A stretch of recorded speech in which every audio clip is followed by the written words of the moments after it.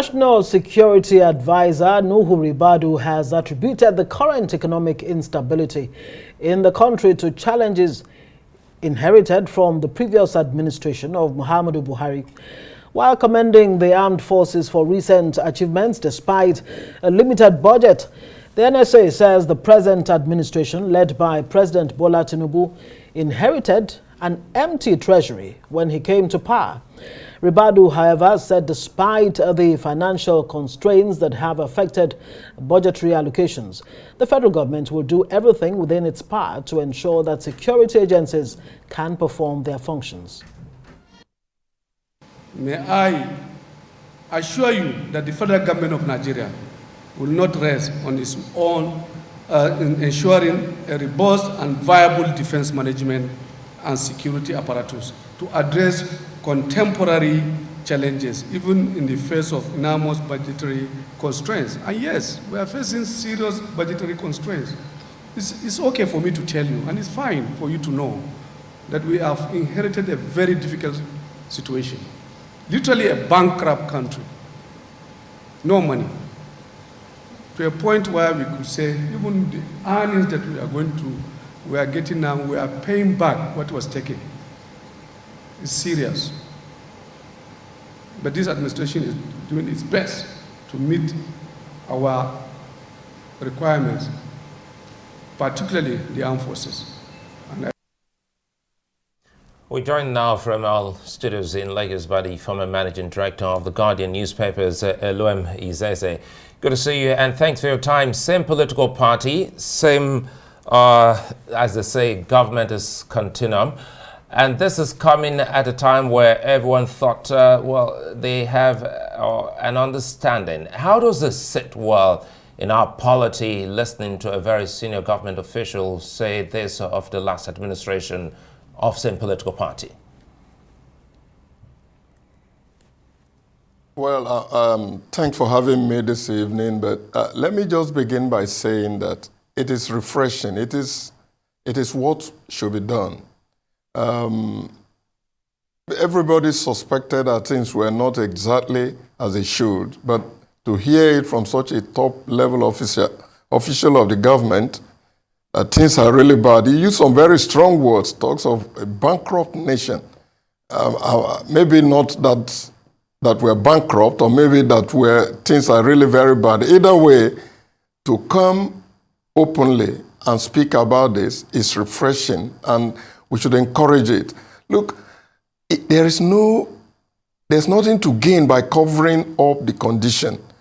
Yes, we have elected you. We don't need any more trading of blames. But people ought to know what is on the ground. And I think that Malam Nuhu Ribadu coming out the way he has done is good for the country, is good for democracy, and I think it's good for their party and for the government, both this one and the one that just went away.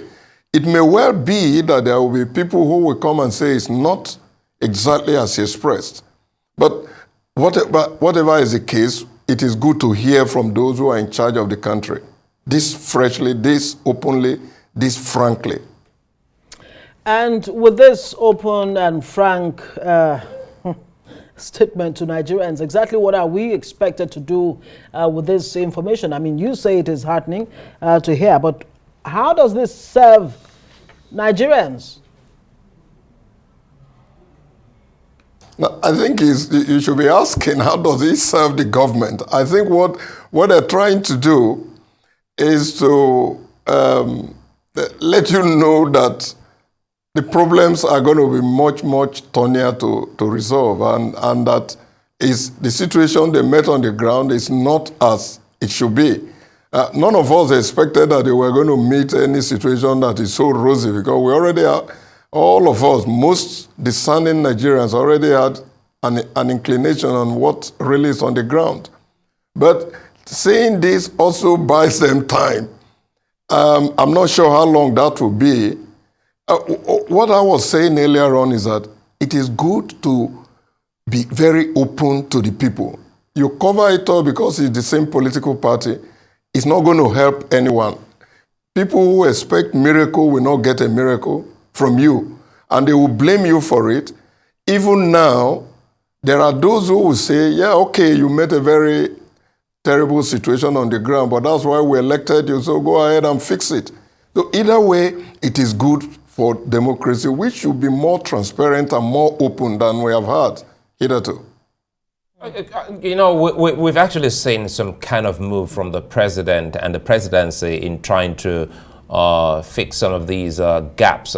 He just left Saudi Arabia. But again, come to think of it, do you think the government should also, side by side, be speaking to some of their members who served in the last administration, things like the Nigeria Air and a few other things that are still not too clear to Nigerians, to remove the fog? It may well be that as we're discussing now, they're already doing that. See, government it isn't as unorganized as many people think. Government can be very deliberate in what it does. Those who have worked in government and those who have observed them know that. I don't think that they will simply push everything away and then the National Security Advisor comes on air to say that they met a bankrupt country. Bankrupt in virtually any sense. So it may well be that people are being talked to already. People should necessarily be asked to account for their action. That's why they were in public office. Public office is a trust. And when you get there, when you leave, you should expect that if there are things that you ought to account for, that you will be asked to account for them. But if they haven't done that, I think that the greater job for them is how to reverse what they met on the ground. Reversing it is the reason they are in office. If you can't do that, then you might as well have allowed the previous government to continue.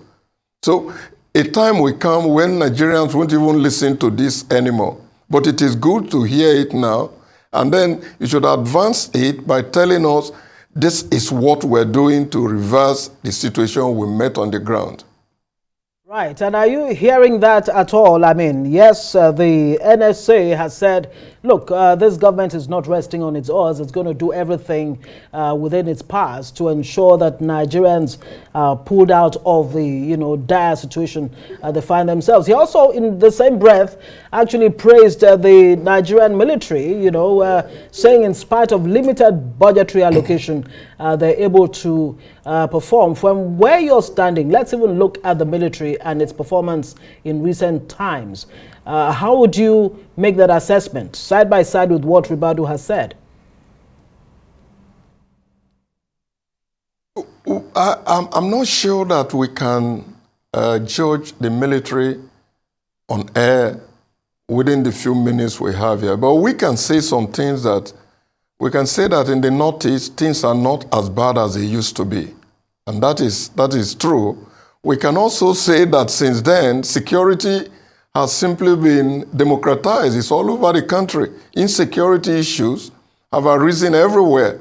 And I'm not sure whether that is the role of the military alone, but what we know is that while the Northeast has slowed down, the rest of the country, the Northwest, North Central, not to talk of Southeast, and even parts of Southwest have been terrorized in recent months, recent years. People have been kidnapped, people have been killed, and most of those things have not been resolved. So, yes, the military has done well in the Northeast. I don't think that internal security issues is that of the responsibility of the military alone, but insecurity is a reality with us today. And there have been the prominent criminal activities that have suddenly risen in our country. So there's still so much to be done. Maybe this is not the time to begin to pat anybody on the back, short of saying that things are improving in one area, but they're actually deteriorating in other areas. Well, certainly, Mr. Izeze, before I let you go, let's talk about some of the key, some sectors of our national life that the government may also be looking to explore to help the country in getting more resources.